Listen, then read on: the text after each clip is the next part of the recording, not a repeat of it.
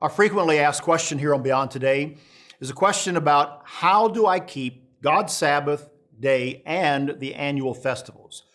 Longtime viewers and even those who come across our website understand that we keep God's Sabbath day, the seventh day Sabbath, and we keep the annual festivals of God that are referenced in the Bible, both the Old Testament and the New Testament, but there's one chapter in Leviticus chapter 23 where all are listed and described in a very succinct manner. In Leviticus chapter 23, God says, "Speak to the children of Israel," in verse 2, "the feasts of the Lord, which you shall proclaim to be holy convocations. These are my feasts." They're God's feasts. They were given to Israel. They're not just Israelite or Jewish festivals. They're God's feasts. That's an important point to remember. Then he goes on in verse 3, and he talks about the Sabbath. 6 days shall work be done, but the seventh day is the Sabbath of solemn rest. Again, he says, a holy convocation. You shall do no work on it. It is the Sabbath of the Lord in all of your dwellings. Verse 4, he says then, "These are the feasts of the Lord, holy convocations, which you shall proclaim at their appointed times." And the chapter goes on to list all of the festivals of God. Now, the New International Version puts this holy convocation and calls it a sacred assembly. And I like that because I think that helps to put it in a terminology that we can understand. People ask, how do I keep this? What do I do? People are used to going to church, but it's an assembly.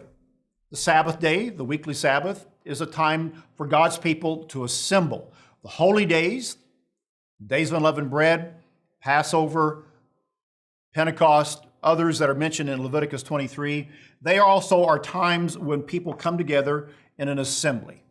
Now in Leviticus chapter 23, there are sacrifices that are mentioned there. We don't do those sacrifices. That's not part of how we do it today. In the New Covenant, in the New Testament, the Bible teaches us that we are to be living sacrifices and we are to worship God. And we see throughout the New Testament that Christ, his church, the apostles, kept and taught to keep the Sabbath day and the festivals, again, all mentioned here in this chapter. When we come together, when we assemble, it is a church service. We have hymns. We have instruction or teaching. We have short messages and also longer messages. There's fellowship. There is a time of God's people coming together to worship God. Worship is a critical part of what it means to keep the Sabbath and the festivals. And we keep each of them with the intended meaning. When we keep the holy days, we speak from the Bible on each of those days exactly what the Bible teaches about Pentecost, about the Feast of Trumpets. When we come to the Day of Atonement, one of the fall festivals, it's a day of fasting. We go without food and water on that day according to the scriptural teaching.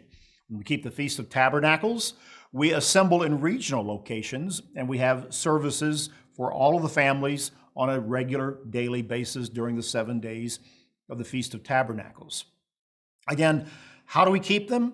For people who are already churchgoers and used to assembling with others, this is not a new concept, but it should be understood that this assembly, this sacred assembly, is something commanded of God to do with people who feel the same way, who share the same belief, the common values, and want to obey God, want to worship God, and want to learn what these days and the weekly Sabbath all mean in regard to the plan of God and the purpose of salvation. We could go into a lot more detail about the meanings of the days, but again, to just get to the point of the question of how do we keep them? We keep them by assembling.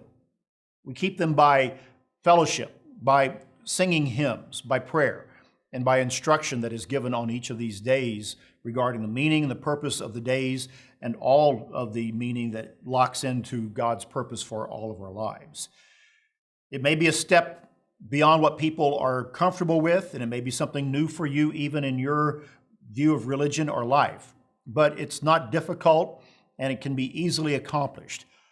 Our website, Beyond Today, United Church of God, offers further information about this in our booklets, but also you can find a local congregation of the United Church of God near you where people are doing this on the Sabbath and on the festivals, and can help you then begin to keep them as God commands. I encourage you to do so. It's the way to find the answer to that question that you have. That's BT Daily. Join us next time.